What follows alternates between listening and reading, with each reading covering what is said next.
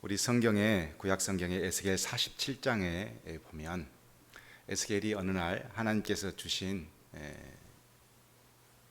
은혜가 있어서 하나님의 나라가 펼쳐지면, 메시아가 이 땅에 오시면 하나님 나라가 펼쳐질 텐데 그때 이 땅이 어떻게 회복되어지는가 하는 것을 환상으로 보게 되어집니다. 그래서 하나님의 나라를 환상으로 보게 되어지는데, 에스겔이 환상 중에 하나님께서 어디로 데려가냐면 성전 문 앞으로 데려가십니다. 그때 에스겔이 가만히 보니까 성전 문 틈에서 물이 조금씩 흘러나오는 겁니다. 그러더니 성전 앞에 있는 땅들이 점점 적시게 되어지고, 그리고 점점 세상을 이렇게 뒤엎는 그 모습을 보게 되어집니다. 그리고 가만히 봐서 물이 다 적셔진 것을 떠나서 점점 차오르기 시작했고, 얼마나 차올랐을까 하고 재봤더니 발목까지 물이 차오른 겁니다. 잠시 후에 또 얼마나 차올랐을까 봤더니 무릎까지 물이 차올랐습니다. 그리고 또 조금 있다 보니 허리까지 물이 차오른 것을 확인할 수 있었습니다. 그리고 다시 조금 있다가 또 측량해 보았더니 이제는 사람이 건너서 갈지 못할 큰 강을 이루는 것을 환상으로 보게 되어집니다. 이렇게 에스겔 47장을 가만히 묵상해 보고 나면 하나님의 은혜가, 성전으로부터 흘러나온 그 하나님의 은혜가 단계적이라는 것을 우리는 알 수가 있습니다. 어떤 이에게는 발목까지, 어떤 이에게는 무릎까지, 어떤 이에게는 허리까지 오고, 어떤 이에게는 건너지 못한 큰 강을 이루는 은혜를 맛보는 사람이 있을 수 있다, 이렇게 보여진다는 것입니다. 그런데 크게 두 가지로 굳이 나누어서 보자면, 발목에 차고 무릎에 차고 허리에 찬 사람들은 이유와 어쨌든 그 물을 지나서 갈 수가 있어요. 발목에 찼었을 때는 철싹거리면서 걸어 다닐 수도 있고, 무릎에 차면 조금 거북스럽지만 그러나 내가 이동하는 데는 아무 문제가 없습니다. 허리까지 물이 차오면 진짜 힘을 다해서 다녀야 그 물살을 이겨낼 수가 있죠. 그런 종류고는 일종의 내가 가지고 있는 육신의 생각이 그 물을 주도할 수 있다, 이런 의미가 있다면, 내가 가고 있는 그 땅에 온통 다 물바가 되어서 나를 다 채워버린다면 나는 그것에서 내 육신으로 내 마음대로 그 강을, 범람한 강을 이겨낼 수 없습니다. 그 강에 내 모든 것을 맡겨야 되는 상황에 이른 겁니다. 그래서 굳이 두 가지로 나눈다면 하나님의 은혜를 내 육신이 조금이라도 남아있는 경우와 전혀 남아있지 못하고 그 은혜에 푹 빠져버린 두 가지 경우로 나누어서 우리는 볼 수 있다, 이렇게 볼 수가 있습니다. 저도 중고등학교 시절에 가만히 생각해 보면 예수님을 알게 되어지고 믿게 되어졌을 때 중고등학교 때는 발목에 찬 은혜를 누렸던 것 같아요. 철싹거리면서 다니면서 마치 예수를 믿었는지 안 믿었는지 전혀 알 수 없는 사람처럼 그렇게 다녔어요. 그러다가 성경을 더 보고 또 목사님 말씀 더 듣고 찬양대도 앉고 주일학교 교사도 하면서 내 믿음이 점점 성장해서 허리까지 찼었을 때는 내가 학교에서도 조심스럽고, 또 손해보더라도 손해보는 대로 그냥 넘어가고, 그렇게 하면서 점차 하나님의 은혜를 잘 알았으나 그러나 내 육신의 생각이 앞서서 늘 그런 어떤 갈등 안에서 늘 살아왔던 것 같아요. 그런데 군대에 갔었을 때 지금 제가 생각해 보면 하나님은 제가 감당할 수 없는 은혜로 저를 몰고 가셨던 것 같습니다. 알 수 없는 목사님을 만나게 되어지고, 군생활하면서 거기에서 함께 형제들하고 찬양 생활하면서 또 설교하면서, 그러면서 알 수 없는 하나님의 은혜로 소용돌이 속에 제가 살게 되다가 결국 전역하고 신학을 하게 된 것을 보면, 그때는 내가 하나님의 은혜를 감당할 수 없도록 주셨구나 하는 것을 많이 알게 되어집니다. 오늘은 성령을 받은 우리 그리스도인들이 과연 성령 충만의 삶을 살고 있는지, 아니면 발목까지 찬 은혜로 철싹거리면서 살고 있는지, 이런 것들을 좀 생각해 보면서 너무 자유스러운 우리의 삶 가운데 하나님의 은혜는 과연 나에게 어떤 은혜를 주고 작용하고 있는지를 살펴보고 내 인생에 어떤 전환점이 될 수 있는 시간이 되어지기를 원합니다. 오늘 본문의 내용을 보면 초대교회 성경을 있었던 역사들을 쭉 성경이 기록해 놓았는데 그 중에 가장 아쉬운 내용이 오늘 본문입니다. 왜 이런 아픈 내용을, 교회 이야기 중에 거룩하고 복된 이야기들이 많이 있는데 굳이 이 누가라고 하는 사람이 사도행전을 쓰면서 감추어 버리고 싶은 이 교회의 아픈 상처를 굳이 기록했을까? 그것도 이렇게 자세히도 기록했을까라고 생각해 볼 필요가 있습니다. 그것은 그런 성도들이 공동체 안에 있을 수 있고 많이 있을 수 있다는 것 때문입니다. 오늘날 한국의 교회를 성령의 역사의 교회라고 많이들 이야기합니다. 성령의 역사가 정말 한국 교회를 덮어서 전 세계적으로 있을 수 없는 일들이 많이 생겼습니다.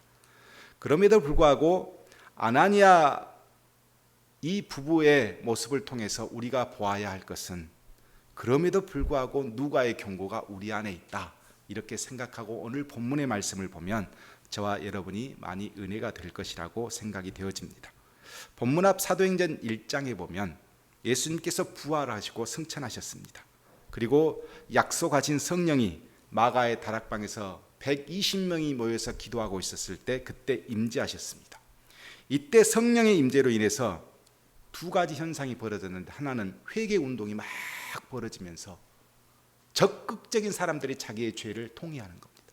그리고 또 다른 한쪽에서는 막 세례를 받기 시작했습니다. 그리고 너도 나도 할 것 없이 그 마가의 다락방 안에 사람들이 모여들기 시작하면서 하나의 공동체가 형성이 된 겁니다. 누가 만들자 한 것이 아니고 스스로 모여서 공동체가 된 것입니다. 그 내용을 사도행전 2장 42절과 45절에 이렇게 기록하고 있습니다. 그들이 사도의 가르침을 받아 서로 교제하고 떡을 떼며 오로지 기도하기를 힘쓰니라. 사람마다 두려워하는데 사도들로 말미암아 기사와 표적이 많이 나타나니 믿는 사람이 다 함께 있어 모든 물건을 서로 통용하고, 또 재산, 여기서 재산은 부동산을 의미하고, 소유를 팔아, 여기서 소유는 유동 자산을 의미합니다. 각 사람들의 필요에 따라 나눠주며 사도들의 가르침을 받고 그랬습니다. 성령의 임재로 성령 공동체가 하나 형성이 되어졌습니다. 그리고 이후에 이 공동체가 최초의 교회인 예루살렘 교회가 되어집니다. 교회 지도자들은 성령 충만한 이 사람들을 모아서 교회를 세웠고, 그러나 이 교회를 마땅하게 여기지 못한 사람들로 인해서 사내들인 공의의 종교 지도자들로 인해서 핍박도 받고 위협도 받습니다. 그럼에도 불구하고 사도들은 전혀 거기에 굴하지 않고 계속해서 복음을 선포하고 증거합니다. 최초의 교회는 이렇게 엄청난 성령의 역사로 이루어진 교회였습니다. 이 교회가 사도행전 4장 32절에 보면 더욱더 성장하고 더욱더 확장되어서 많은 사람들이 양성되면서 이제 이 놀라운 성령 공동체는 그야말로 엄청난 규모가 되어집니다. 그런데 놀라운 것은 이 사람들이 불어났음에도 불구하고 질서가 무너지지 않았다는 겁니다. 성경에 이렇게 기록이 되어 있습니다. 4장 32절에 믿는 무리가 한 마음과 한 뜻이 되어 모든 물건을 서로 통용하고 자기 재물을 조금이라도 자기 것이라 하는 이가 하나도 없었다 그랬습니다. 가난한 자가 하나도 없이 다 없어졌습니다. 왜? 너도 나도 자기 것을 자기 것이라 하지 않고 모든 공동체 안에서 함께 썼기 때문에 그렇습니다. 이 사건이 벌어지면서 가장 대표적인 인물 하나를 성경에 기록해 놓았는데 그 사람이 바나바였습니다. 이 바나바는 성경에 보면 자기가 가지고 있는 밭을 스스로 팔아서 사도들 앞에 내어놓았고 그것이 모든 공동체 사람들에게 활용되도록 하였습니다. 이 밭이 작은 밭이 아니었던 것 같아요. 많은 사람들이 너도 나도 부동산을 팔아서 유동 자산을 가지고 와서 함께 나누었는데 유독 바나바가 기록됐다는 것은 무엇을 의미하냐면 굉장히 큰 액수였던 거예요. 모든 사람이 놀랄 만큼. 그래서 예루살렘 교회 교인들이 이 바나바를 존경하게 되고 사랑하게 되었습니다. 그야말로 성령 공동체가 완전한 하나님의 나라의 모습을 하고 있었던 것입니다. 오늘 본문에 보면 이런 바나바의 행동에 아나니아라고 하는 사람도 크게 충격을 받은 것 같습니다. 그래서 아나니아도 자신의 소유를 팔아서 하나님께 드리겠다고 사도들에게 약속을 했습니다. 그런데 중요한 것은 아나니아는 바나바처럼 소유를 팔아 일부만 가져오고 일부는 자기가 사용하려고 숨겨놓았다는 것이 문제였습니다. 이 문제로, 이 일로 인해서 아나니아와 그의 아내 삽비라가 죽게 되었습니다. 왜 성령 충만한 이 공동체 안에서 이런 비극이 발생했을까? 우리는 깊게 생각해야 되는 것입니다. 이 비극이 발생하게 된 근본적인 원인을 베드로는 3절에 이렇게 해석했습니다. 아나니아야, 어찌하여 사탄이 내 마음에 가득하여 내가 성령을 속이고 땅값 얼마를 감추었느냐? 이렇게 물었습니다. 사탄이 마음에 가득하여 성령을 속였다라고 하는 말을 직역해서 보면 어찌하여 사단이 너의 마음을 가득하게 했느냐? 이렇게 물었습니다. 베드로의 지적을 보면 아나니아는 성령 공동체 안에서 성령을 속이고 사탄이 주는 마음이 있었다는 거예요. 이것을 떨쳐버리고 이것을 이겨내야 되는데 그 마음을 그대로 방치해 놓고 자기가 가지고 있는 육신의 생각을 그대로 따랐다는 것입니다. 이후 본문의 내용을 추적해 보면 교회 공동체 안에 바나바를 향한 존경과 사랑이 아나니아가 보기에는 너무너무 갖고 싶은 거예요. 그러기 위해서는 바나바 못지않는 밭을 팔아서 헌금을 하고 그 헌금을 통해서 교인들의 사랑을 받고 존경을 받는 것이 그 사람의 아나니아의 목적이었던 것 같습니다. 그런데 너무너무 물질이 아까운 거예요. 그래서 사도들에게는 다 팔아 드리겠다 하면서 약속을 해놓고 일부는 감추었던 것입니다. 가만히 보면 아나니아는 겨우 발목에 찬 은혜를 맛보았어요. 그런데 바나바는 이미 성령이 자기 온통 마음을 다 지배해버린 사람이었어요. 발목에 겨우 찬 그 은혜를 가지고 완전히 성령의 은혜를 지배를 받는 바나바를 따라가기 위해서 뭘 했냐면 영적 모방을 한 것입니다. 이 영적 모방을 바로 베드로는 성령을 속였다 이렇게 이야기하는 것입니다. 이것은 교회 공동체 안에서도 영적 모방으로 사탄에게 속아서 결국 성령을 속이고 육신의 생각을 실행해서 망한 자들이 있을 수 있다는 것을 누가는 경고하기 위해서 이 거룩한 사도행전의 이야기 안에 이 아나니아와 삽비라 이야기를 집어넣은 것입니다. 요한 1서 2장에 보면 요한은 성도들에게 이렇게 경고합니다. 세상에 있는 모든 것이 육신의 정욕, 안목의 정욕, 이생의 자랑이니 다 아버지께로부터 온 것이 아니요 세상으로부터 온 것이라. 이 세상도 그 정욕도 지나가되 오직 하나님의 뜻을 행하는 자는 영원히 거하느니라 그랬습니다. 이 세상은 현실적인 문제를 놓고 하나님의 은혜를 반대하는 육신의 정욕대로 삽니다.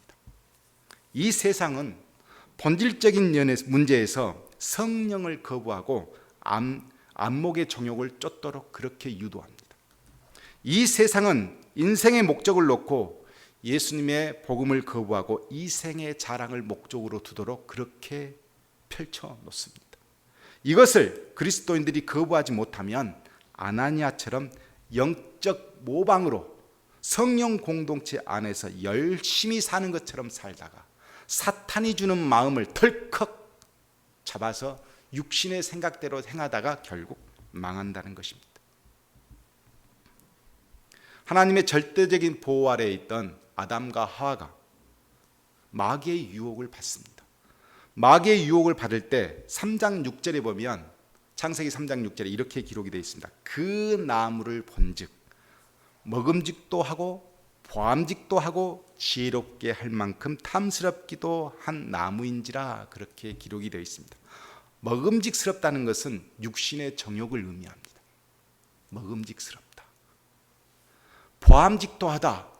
이것은 안목의 정욕을 의미합니다. 지혜롭게 할 만하다. 이것은 이생의 자랑을 의미합니다. 하나님의 공동체 안에 있으면서도 겨우 발바닥 발목에 찬 은혜를 이제 맛본 사람이 영적 모방에 빠졌을 경우 아담과 하와처럼 아나니아 부부처럼 사탄이 준 마음을 이겨내지 못하고 결국 육신의 생각을 앞세워 성령을 속이고 망하는 경우가 있을 수 있다는 것입니다. 바울은 로마서 8장에 로마 교인들에게 이렇게 이야기합니다. 육신을 따르는 자는 육신의 일을, 영을 따르는 자는 영의 일을 생각하나니 육신의 생각은 사망이요 영의 생각은 생명과 평안이니라. 육신의 생각은 하나님과 원수가 되나니 이는 하나님의 법에 굴복하지 아니할 뿐만 아니라 할 수도 없습니다.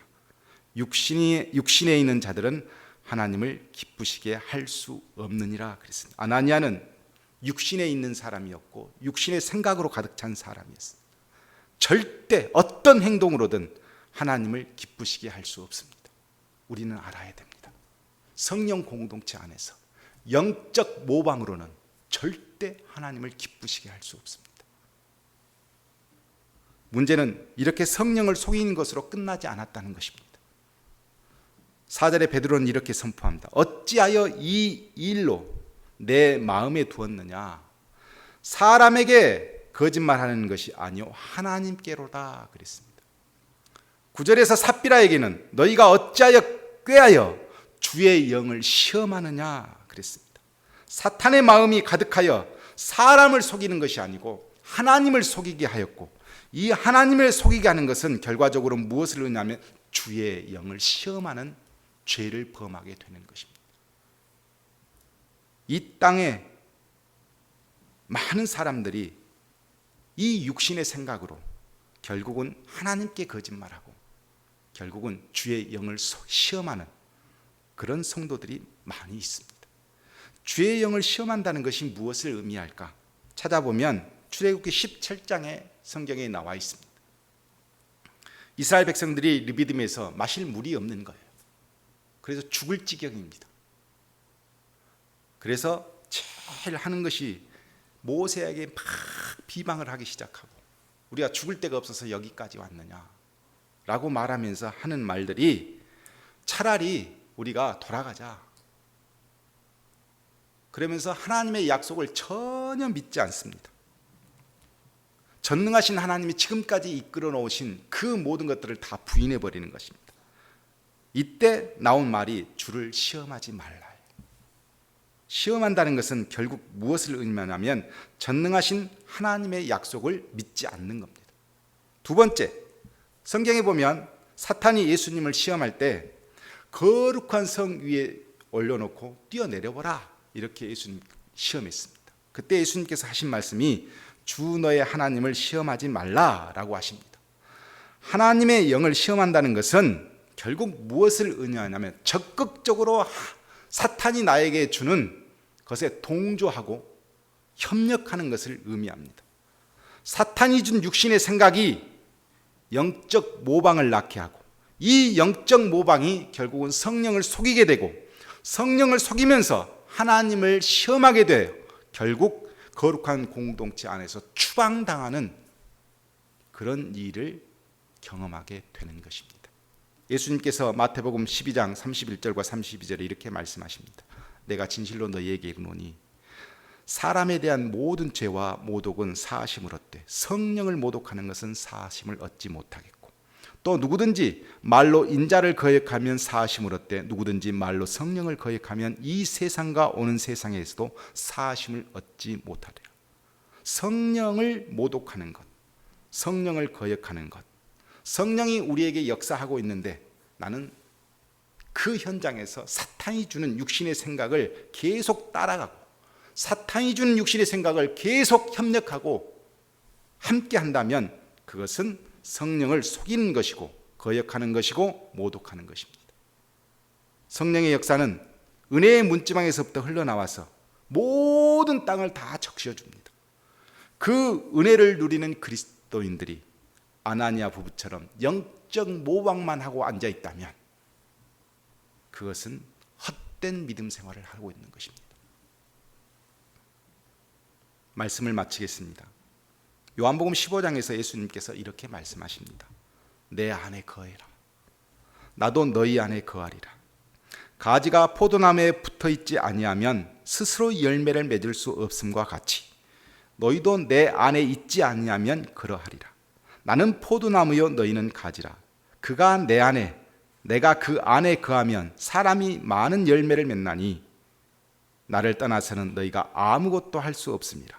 사람이 내 안에 거하지 아니하면 가지처럼 밖에 버려져 마르나니 사람들이 그것을 모아다가 불에 던져 사르느니라.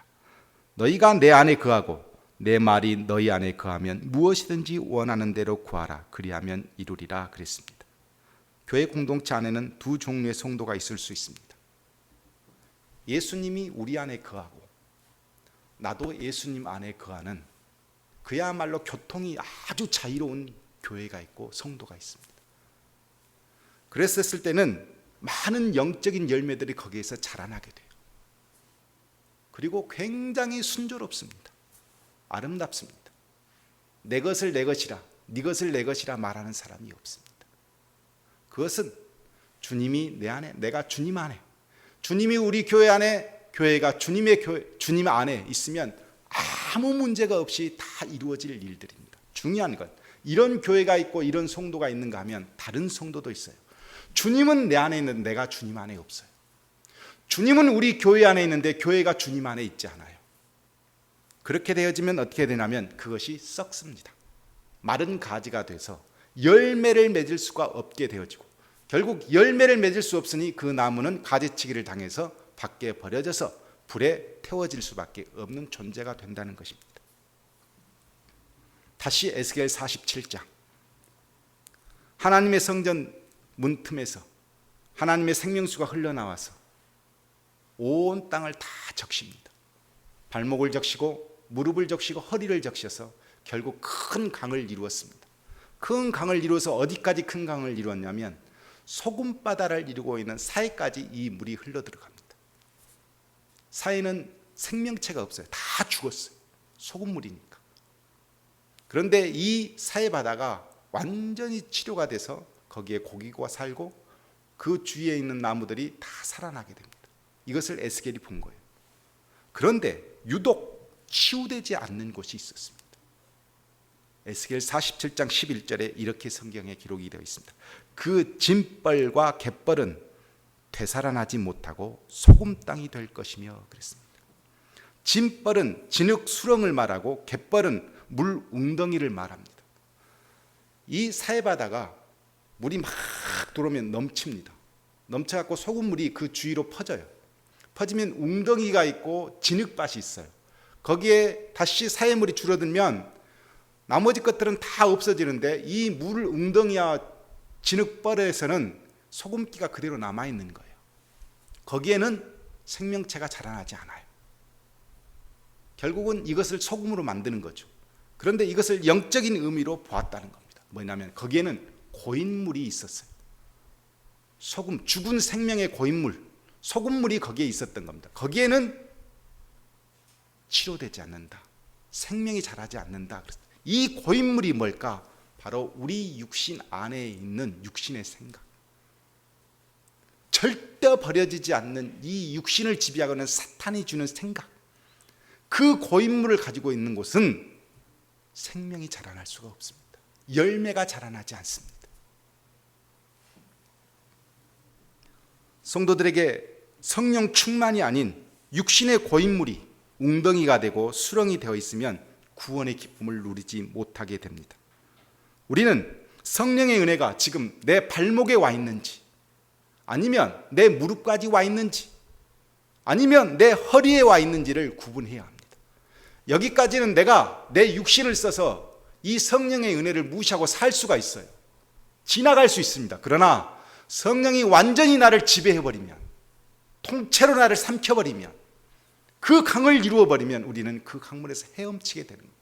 성령 충만하다는 것은 무엇을 의미하냐면 내가 이 정도 성령 찬 것을 말하지 않고 충만한 성령의 물속에 내가 뛰어들어 버리는 거예요. 이게 성령 충만한 겁니다. 여기에서는 내 생각이, 내가 하고자 하는 욕심이 자유로울 수가 없어요. 하나도 있을 수가 없습니다. 성령 충만은 성령 은혜에 빠져 내가 주도할 수 없는 상태, 내가 나를 주도할 수 없는 상태를 우리는 성령 충만이라고 말합니다. 성령 공동체에 있던 아나니아 부부는 성령의 은혜는 보았어요. 그러나 성령 충만을 경험하지 못했기 때문에 육신의 수렁과 육신의 웅덩이에 빠져서 결국 거기에서 망하게 된 것입니다. 코로나로 인해서 우리 교회도, 한국 교회도, 내 영혼도 잠식당했습니다. 잠식당하면서 물이 싹 덮어버렸죠. 아직도 그 덮어있는 상황 안에서 성령 충만을 누리지 못하고 이제 다 빠져나가자고 있잖아요. 물 웅덩이를 남겨놓으면 안 돼요. 사해의 물 웅덩이가 내 심장을 짓누르고 있거나 내 머리를 짓누르고 있거나 내 눈을 짓누르고 있는 한 우리는 육신의 생각에서 벗어날 수가 없습니다. 어찌됐든 우리는 발목에 찼다면 좀 더 깊게 들어가고, 무릎에 찼다면 좀 더 주님 안에 깊게 들어가고, 허리에 찼다면 열심히 성경 읽고 좀 더 주님께로 들어가는 겁니다. 그러다 보면 언젠가 주님의 강이 완전히 나를 뒤엎어서 나는 주님의 은혜에 헤엄치는 그런 놀라운 은혜를 보게 될 수 있을 것이라 믿습니다. 그때 이 교회도, 여러분의 가정도, 저도 많은 열매를 맺게 되어지고 그 기쁨이 누릴 수 있다. 이 말씀이 오늘 본문의 말씀입니다. 저와 여러분은 너무 나약합니다. 어찌든지 그 웅덩이 속에 있는 이것을 빼어내지 못해서 날마다 기도하는 거 아니겠습니까? 육신의 자녀들이 너무너무 우리를 괴롭힙니다. 얼마나 거기에 계산이 빠른지, 얼마나 거기에 지혜로운지, 그런 것들만 눈에 쏙쏙 들어오고 그런 냄새만 쏙쏙 맡게 되어져요. 그러나 성령이 나를 지배하면 우리는 열매를 맺을 수 있습니다. 그 열매가 우리 교회가 되기를 원하고, 여러분의 가정이 되기를 원하고, 여러분의 삶이 되기를 주의 이름으로 축복합니다.